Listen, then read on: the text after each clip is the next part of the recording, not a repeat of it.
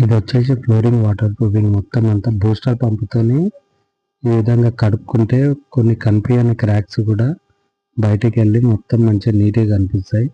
ఎక్కడైనా patch works ఉన్నా కూడా మనకు తెలియని కూడా ఈ ప్రెషర్కి మనకు దాని శబ్దం వినబడి అది కూడా ప్యాచ్ వర్క్ అనేది ఓపెన్ అవుతుంది.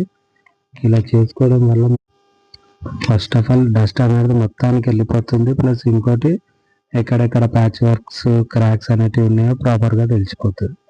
దీని తర్వాత వచ్చేసి క్రాక్స్ కటింగ్ చేసుకొని సిమెంట్తోని కెమికల్ కలిపి క్రాక్ ఫిల్లింగ్ చేస్తాం. తర్వాత వచ్చేసి ప్యాచ్ వర్క్స్ మెయిన్. ఈ ప్యాచ్ వర్క్స్ అనేటివి మన ఫ్యూచర్లో రాకుండా ఉండడానికి ఇది కూడా కెమికల్తోనే ప్యాచ్ వర్క్స్ అనేటివి చేయడం జరుగుతుంది. దీని తర్వాత వచ్చేసి ఫస్ట్ కోటింగ్ సిమెంట్ కెమికల్తోని ఒక కోటింగ్ ఉంటుంది. తర్వాత వచ్చేసి 2 layers డాక్టర్ ఫిక్స్ ఇట్లా రూఫ్ సోల్ ఉంటుంది. గ్యారంటీ వర్క్ అనమాట.